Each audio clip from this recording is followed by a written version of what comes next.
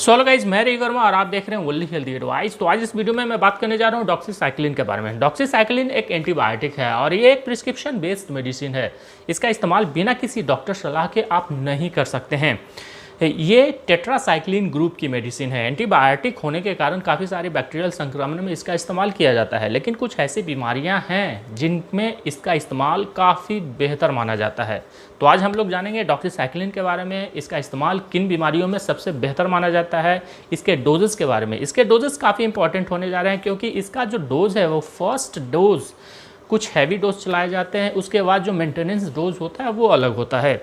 इसके side effect के बारे में, इसके प्रिकॉशन एंड कुछ इसके इंट्रैक्शन के बारे में। तो बने रहिए इस वीडियो में। वीडियो लाइक करें, शेयर जरूर करें ताकि ये इन्फॉर्मेशन दूसरे लोगों तक पहुंच सके।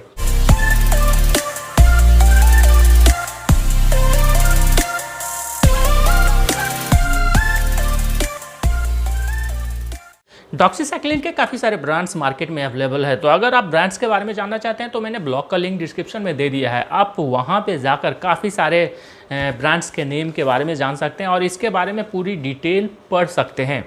तो जिन बीमारियों में डॉक्सीसाइक्लिन काफ़ी बेहतर उपयोग किया जाता है उसमें से जो पहला है वो है रिस्पायरेटरी ट्रैक इन्फेक्शन, यानी आपके सांसों में जो प्रॉब्लम्स हो जाती हैं उनमें डॉक्सीसाइक्लिन का इस्तेमाल काफ़ी बेहतर किया जाता है। रिस्पायरेटरी ट्रैक इन्फेक्शन दो तरह से होते हैं, upper respiratory tract infection and lower respiratory tract infection. Doxycycline lower respiratory tract infection में वर्क करता है। अगर आपको खांसी की समस्या हो गई हो, चाहे वो सूखी खांसी हो या तो फिर मॉइस्ट कफ हो, अगर आपको खांसी की समस्या हो गई है तो उस सिचुएशन में डॉक्सीसाइक्लिन का इस्तेमाल किया जा सकता है। निमोनिया की समस्या हो गई हो या तो फिर टॉन्सिलाइटिस की समस्या हो गई है, टॉन्सिलाइटिस की भी समस्या में डॉक्सीसाइक्लिन का इस्तेमाल किया जाता है। फेरेंजाइटिस की समस्या में भी, अगर आपके गले में सूजन हो गई हो, आपको पानी पीने में तकलीफ हो रही हो, तो उस सिचुएशन में भी डॉक्सीसाइक्लिन का इस्तेमाल किया जाता है। लैरिंजाइटिस के प्रॉब्लम में भी डॉक्सीसाइक्लिन का इस्तेमाल किया जाता है, यानी अगर आपका गला बंद हो गया हो, आपकी आवाज़ काफ़ी कष्ट से निकल रहा हो, तो उस सिचुएशन में भी डॉक्सीसाइक्लिन का इस्तेमाल किया जाता है। यानी लोअर रिस्पायरेटरी ट्रैक इन्फेक्शंस में डॉक्सीसाइक्लिन का इस्तेमाल काफ़ी बेहतर माना जाता है। दूसरा है सीवियर एक्नी में। एक्नी भी एक बैक्टीरियल इन्फेक्शन है और अगर आपको एक्नी काफ़ी ज़्यादा हो रखी है और उसमें जो पस की समस्या है वो भी काफ़ी ज़्यादा हो गई है, वो सीवियर स्टेज तक पहुंच गया हो, तो उस सिचुएशन में भी डॉक्सीसाइक्लिन का इस्तेमाल काफ़ी बेहतर माना जाता है। एक्नी मुख्य रूप से वयस्कों में काफ़ी ज़्यादा देखी जाती है और कभी कभी अगर कोई चाहे वो लड़के हो या तो फिर लड़कियां हो, अगर उसका ट्रीटमेंट नहीं करवाते हैं तो हो सकता है वो सीवियर स्टेज तक पहुंच जाए। तो सीवियर एक्नी में भी डॉक्सीसाइक्लिन का इस्तेमाल किया जाता है। आई प्रॉब्लम्स में भी डॉक्सीसाइक्लिन का इस्तेमाल किया जाता है। अगर आपके आंखों में किसी भी तरह का बैक्टीरियल इन्फेक्शन हुआ है तो उस सिचुएशन में भी डॉक्सीसाइक्लिन का इस्तेमाल किया जाता है। स्किन इन्फेक्शंस में भी डॉक्सीसाइक्लिन का इस्तेमाल किया जाता है। अगर आपके स्किन में किसी भी तरह का बैक्टीरियल इन्फेक्शन हुआ हो, चाहे वो आपको बॉयल्स की समस्या हो या तो फिर एक्जिमा की समस्या हो या तो फिर कार्बोकल की समस्या हो, किसी भी तरह का अगर प्रॉब्लम है स्किन में, जख्म की समस्या हो गई हो या तो फिर एक्जिमा की समस्या हो गई हो, तो उस सिचुएशन में डॉक्सीसाइक्लिन का इस्तेमाल किया जाता है। लेकिन स्किन इन्फेक्शन में इसका रोल काफ़ी बेहतर नहीं देखा गया है।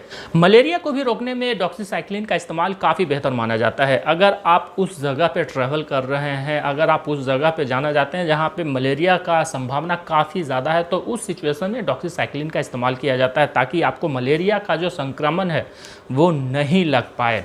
सेक्सुअल ट्रांसमिटेड डिजीज़ में भी इसका इस्तेमाल किया जाता है, लेकिन सेक्सुअल ट्रांसमिटेड डिजीज़ में भी इसका इस्तेमाल उतना बेहतर नहीं देखा गया है।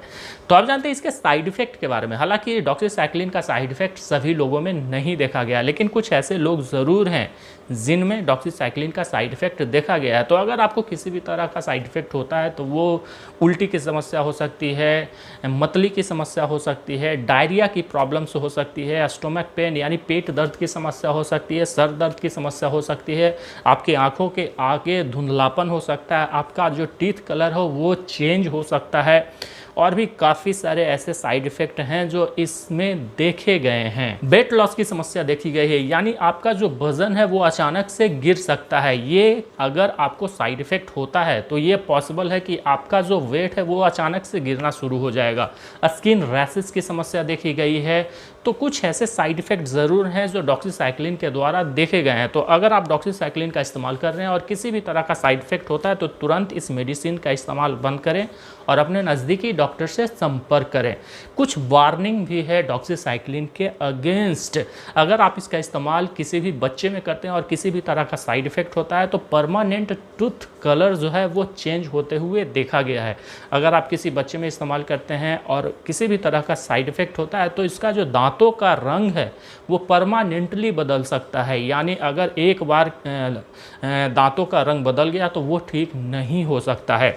इसमें से स्किन रैशेस की समस्या काफ़ी ज़्यादा देखी गई है अगर साइड इफ़ेक्ट होता है तो ये कुछ वार्निंग है बच्चों के लिए अगर आप डॉक्सीसाइक्लिन इस्तेमाल करते हैं तो आप जान लेते हैं इसके डोजेस के बारे में। इसका डोजेस काफ़ी इंपॉर्टेंट होने जा रहा है, क्योंकि अगर आप किसी भी एडल्ट में इसके डोजेस इस्तेमाल करते हैं तो डोजेस मोस्टली अगर आप फर्स्ट डे इसका इस्तेमाल करते हैं, पहला दिन इसका इस्तेमाल करते हैं तो 100 mg एवरी 12 आवर आपको इस्तेमाल करने की आवश्यकता हो सकती है। पहला दिन 100 mg 12 घंटे में, और मेंटेनेंस डोज जो इसका है यानी रेगुलर अगर आप इसका इस्तेमाल करना चाहते हैं तो 100 mg पर डे यानी 24 आवर में आपको 100 mg देने पड़ेंगे। ये इसका डोज है। अगर आप फर्स्ट डोज देना चाहते हैं पहला दिन 100 mg एवरी 12 आवर और नेक्स्ट डे आप 100 mg एवरी डे यानी 24 आवर में आप इसका इस्तेमाल कर सकते हैं।